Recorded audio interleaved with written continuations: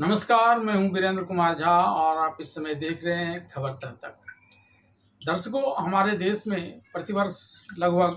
1.5 से 2,000 के आसपास फीचर फिल्में बनती हैं और पहले पर्दे पर प्रदर्शित की जाती हैं।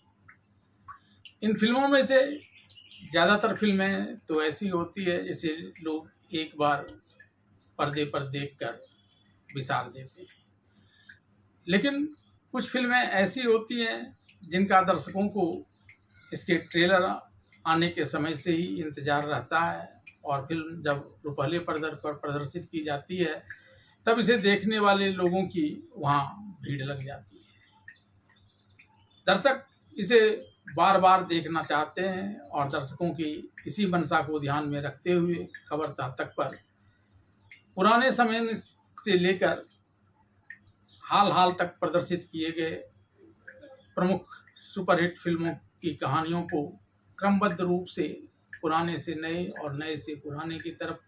करते हुए आपको दिखाया जाता रहा है। और अब इस क्रम में दर्शकों के लिए ट्रेलर से जुड़ी कहानियां भी दिखाना प्रारंभ कर दिया गया है। इस सिलसिले में आज आपको जिस फिल्म के ट्रेलर की कहानी बताई जा रही है वह फिल्म है अल्फा। यशराज बैनर के तरह बनी यह फिल्म 3 जुलाई को रुपहले पर्दे पर प्रदर्शित की जानी है और यह फिल्म जासूसी घटनाओं पर आधारित है, जिसमें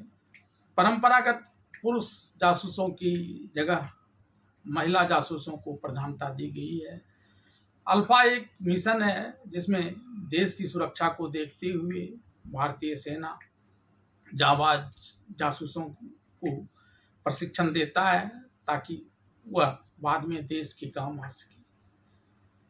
तो वहीं इसमें कुछ खलनायक भी हैं जो देश को तबाह करने में जुटे हुए हैं। फिल्म की कहानी आलिया भट्ट और सरवरी,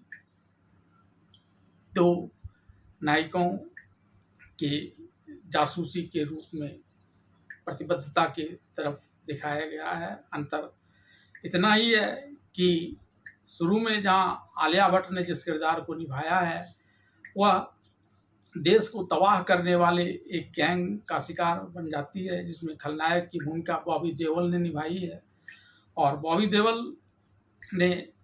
अपने इस कलाकार के रूप में एक लड़की को अपहरण किया और उसे देश विरोध की भावना उत्पन्न करते हुए एक बड़ा जासूस तैयार कर दिया और उसे एक मिशन पर भेज दिया। आलिया भट्ट जिस जासूस की भूमिका निभा रही है वह अपने देश को बचाने में जुटी सरवरी जासूस